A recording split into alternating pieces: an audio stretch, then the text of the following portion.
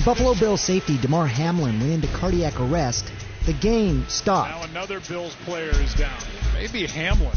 But for the emergency response team, everything was just getting started. Go ahead and go over to the cop. I don't like how he went down.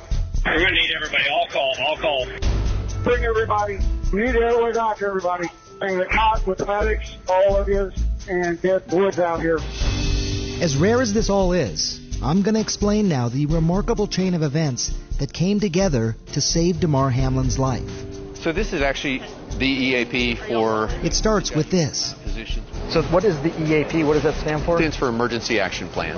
And that takes place for every game? So basically anytime or any place that players are going to be active, there has to be an emergency action plan. Have been administering CPR. The EAP was followed to a letter that night. In that moment, everyone knew what they needed to do, how they needed to do it, and had the equipment to do it and felt comfortable. Dr. Alan Sills is Chief Medical Officer of the NFL. He's giving me a sideline view of the preparedness that goes into every game day. And once you see this, you will probably never watch a game the same way again. You may have missed this pop-up blue tent. It's on every sideline. Like a medical exam room. Now we've kind of made this a medical space, even in the middle of a very busy stadium. It's just so much easier to do things in here because, like I said, everybody's just more relaxed. You don't have the cameras, you don't have the fans. Or this, the injury review screen. So we can be down here on the sideline, and the spotters booth, if they've seen an injury video, they'll cue it up for us, put on the video exactly what we need to see. We can ask them to run it back. We can talk, and we can talk to everyone there. The spotters booth. They are the eyes in the sky. Hey. Welcome. Thank you. So this is the booth. Another part of our game day medical preparations, and the real goal of this booth is to help spot any injuries or illnesses on the field. It can be hard to see the whole field from down there. Right. Probably to me one of the most unique things in sports is the spotter can directly communicate down to the referee. These people can stop the game.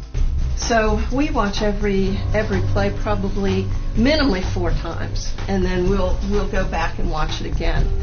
And so, we just want to make sure we don't miss anything. It's always about the right people, the right plan, and the right equipment. We have almost 30 medical professionals, and everyone has a job to do. ER doctors, orthopedic surgeons, neurosurgeons, paramedics, x-ray techs, and airway specialists like Dr. Justin Deaton. So this is the bag that I carry, and it's got a number of things in here that we could use. The first thing is a portable video laryngoscope. We have a portable ultrasound machine that we can use, and we also have the ability to perform surgical airways. I really have all the resources available here that I would have in an emergency room. What's the biggest challenge of that scenario versus being in an emergency room? Well, the biggest challenge is the external environment and the chaos of the situation. When you have a larger than average sized person that's laying flat on the ground and not able to be elevated to a certain level with extra equipment plus cameras and other people around, those are really the confounders and things that make it more difficult to manage. How does everyone know you're the guy in charge? I wear a red hat on the sideline, and that signifies me as the emergency physician, the airway physician, so that even the other team knows when I come out what my role is. Every game comes with new lessons. For example, on September 25th, when Miami Dolphin Tua Tagovailoa stumbled after a hit, he was allowed back in the game. That won't happen again. We changed the protocol earlier this year when you and I spoke to say if we see something that looks like a taxi on video, they're also done.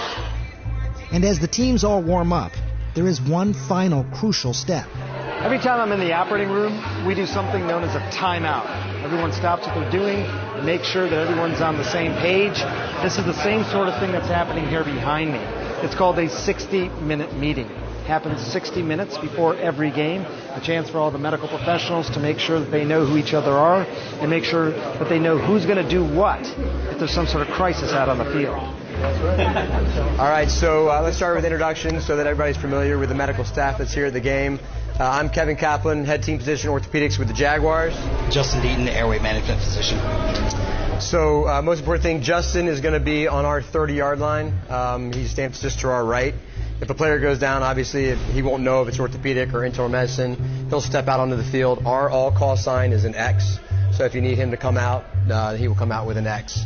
All of the important equipment, airway, defibrillator, all the medications are all behind him with our paramedics on our sideline. If a player needs to get taken off of the field, the ambulance is going to be in the tunnel to your right. If you need anything at all, we'll be out there for you guys if you need us. Otherwise, hopefully you have a safe and healthy game. Good luck. Now keep in mind the medical team was able to get to Damar Hamlin within 10 seconds. And speed really matters here. Every additional minute that someone in cardiac arrest goes without CPR, mortality goes up by up to 10%. This is a process that's in place for every single game, and we train in the off season, and just like the players train and practice, we do as well. So I have tremendous confidence, but you always want to see a game with no injuries, and you want everyone to frankly be bored on the medical side. That's a good game from my standpoint. I hear you.